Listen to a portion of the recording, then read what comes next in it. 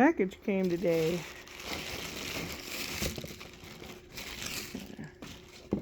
From Sweetwater.com. It's a musical company. Look at that. They even gave me some candy. What did I get?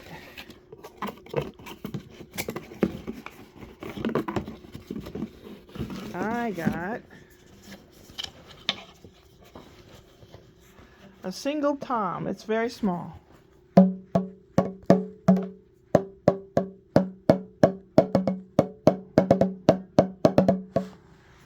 Dum diddy dum diddy dum dum dum. I got it to put over there with other musical instruments that I have that the kids can play with when they come over. And I can play with when I get bored. If I get bored. I rarely get bored. I have too much to do. Tonight, leftover chili, cornbread crumbled on it, Pepsi, kitty cat. Hey, Toby. Hi. How you doing, bud? It's 5:30. Wow, what a day. I had a horrible night. I had CPSD dreams. Brian doesn't understand what that's like. I mean, he understands, because his dad was a jerk, and he understands. But being the sole person of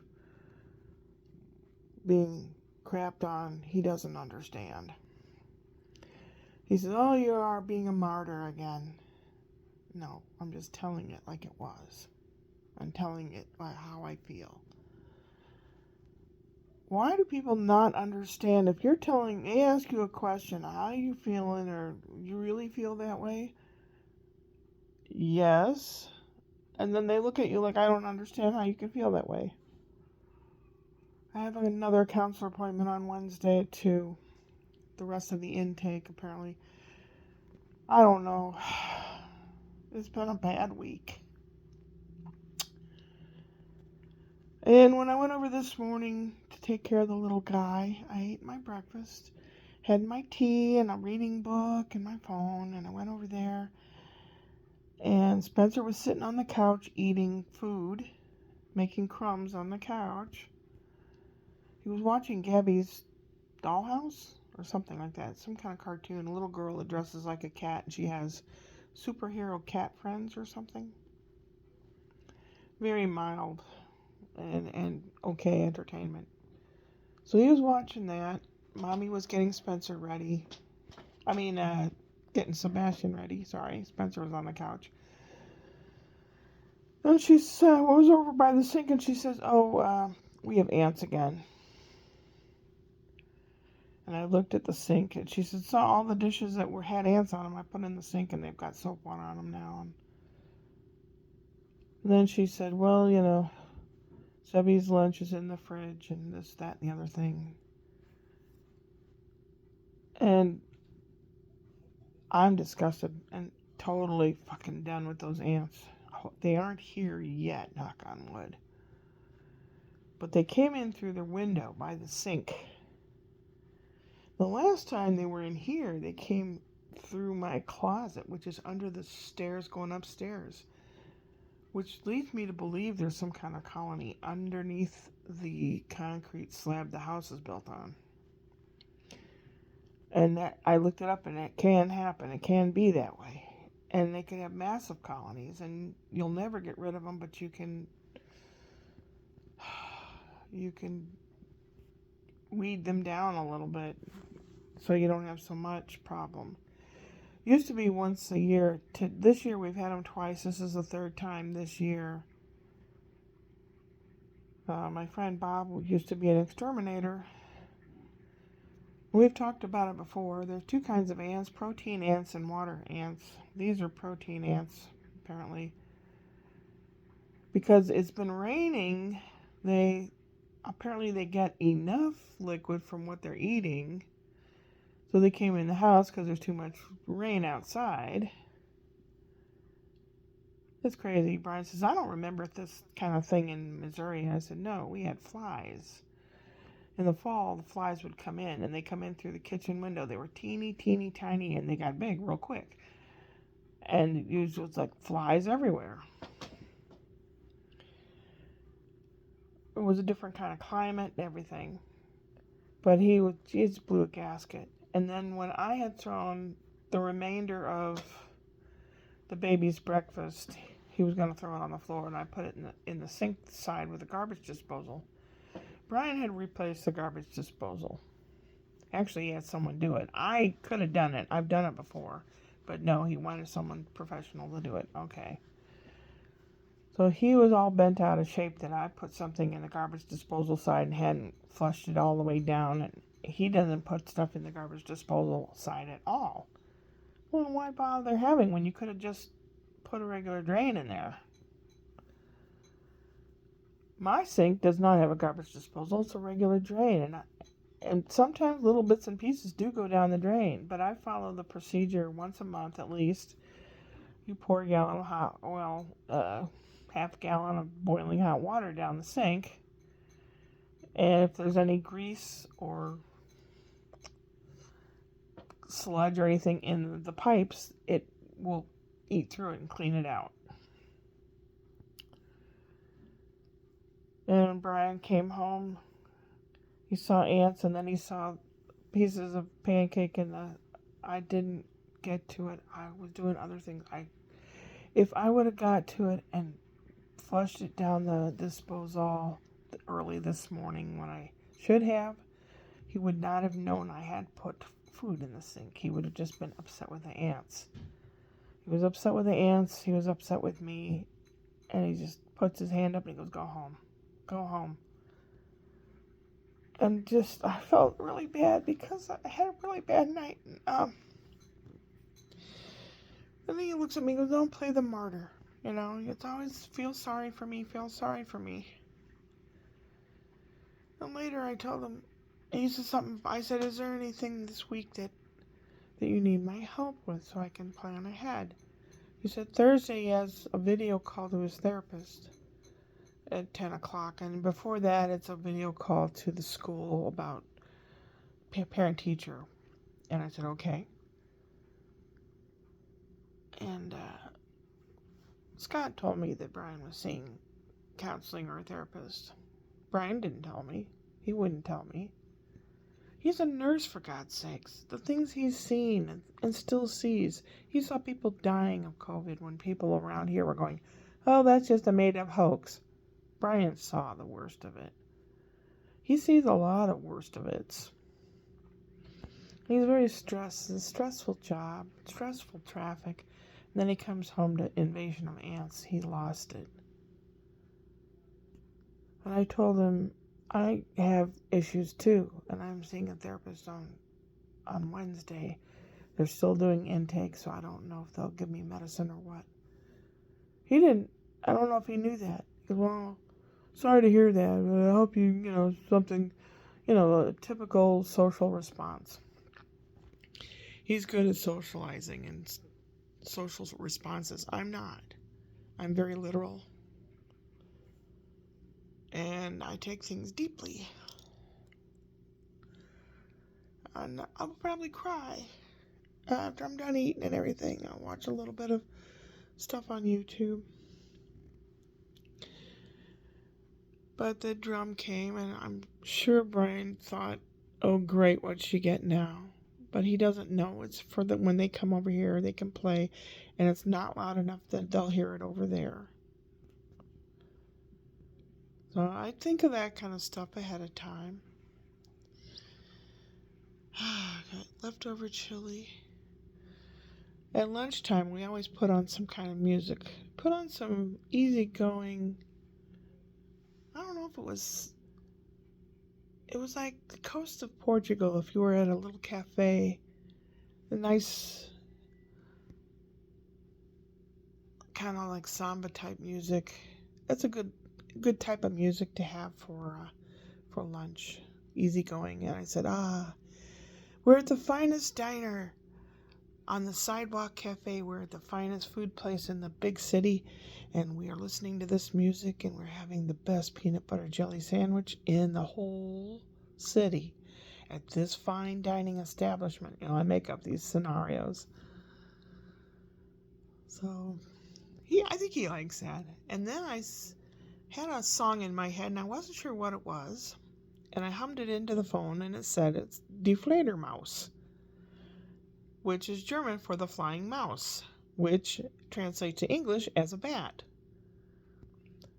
The little winged guy that goes around and eats mosquitoes usually is awake at night and sleeps upside down during the day. In Italian, a bat is called a pipistrello. Isn't that a cool name? Pipistrello. So you got bat, pipistrello, and der Fledermaus. Die Fledermaus, sorry. The article. So I played that also, and he's got that little bit of wiggle.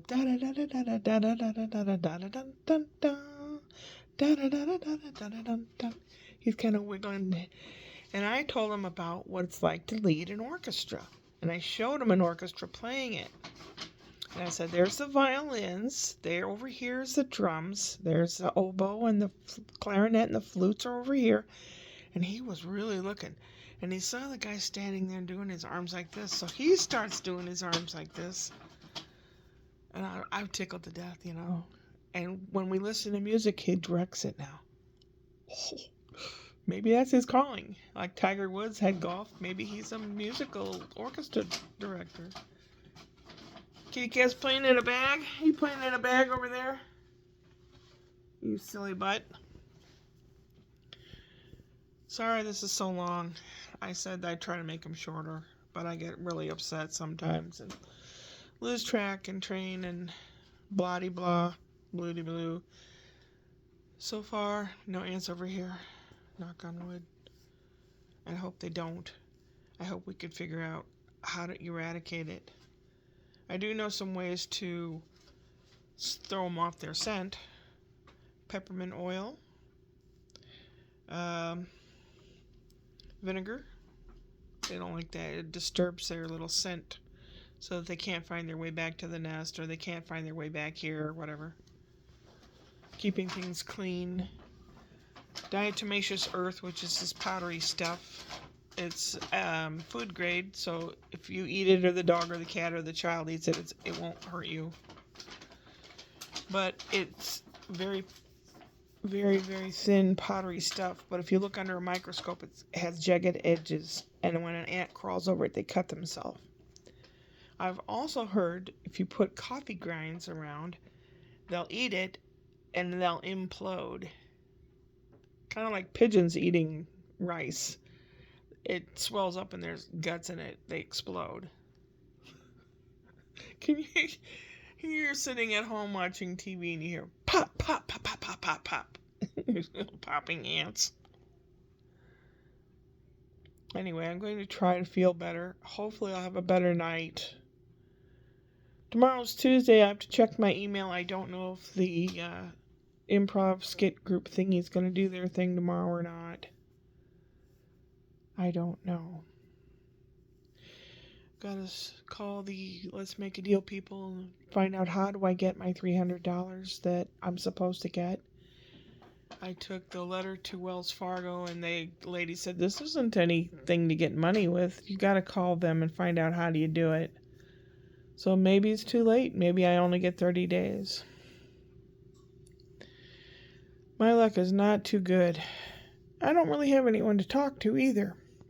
If it weren't for open mic night on Wednesdays, I wouldn't have anybody to talk to besides my kids, and they're tired of me.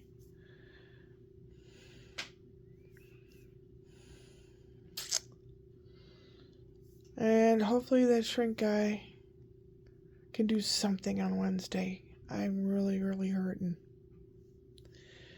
I used to be on medicine and I have weekly or every other week appointments with Dr. Eugene Kisker. Dr. Eugene Kisker, I love you. He's in Kansas City area. I'd go down to the clinic in the city and go in a room with the they had his office, well, actually, office in his basement, pulled up on the monitor, and we talked for an hour. I could relate with him. We were similar in age, and we had similar type of childhood, both growing up in the Midwest. It's the older you get, it's harder to relate to anybody. And I don't know if it's part of getting old or, Someone asked on YouTube, on Facebook, what's the worst part of getting old? I think it's feeling useless, having no purpose. People lose all their friends, if they have friends. Everything familiar to them is not familiar anymore. The songs on the radio are totally weird and different. Attitudes of people, the shortcuts of language, lippy for lipstick, things like that. It kind of gets me. And all these people that, I know. I talk on the phone or look up something, and all of a sudden, through all the devices, do you think we're not being monitored? Baloney. I started getting advertisements for something that I looked up. Just don't look up anything dirty, okay? Oh, Lord. It's chilly. This room, I have a curtain at the doorway that right here. Actually, it's an old bed sheet. And I pull it across to keep the warmth in here because I like it cool where I sleep. So I have a little floor heater. I do have the one that looks like a fireplace, but I don't know if I can plug it into if it has to be plugged directly into the wall, or if I can plug it into a thingy strip. I don't think so. I miss it, but at least I do have a heating device, and I've got a homemade fuzzy vest on, and a kitty cat that will keep me warm as soon as I put the phone down and start eating. I'm just really, really bumming. I had a delightful day with the little guy. And I slept for about an hour with him. And I got up and did other stuff. But he's such a delight. He still doesn't really talk, but he kind of almost does. As if you were talking with a deaf person that's learning to speak. They know the vowels, they know maybe the rhythm and the cadence, but they don't know the consonants to make the words. Like that. And I'm not making fun of anybody. I'm saying that's kind of how this little guy is communicating. A lot with his arms and his hands. He does this a lot with his hands. Oh, here we go. My heating pads join me. So I've got to stop talking and eat my supper. And hopefully things will improve. So I can go upward and onward.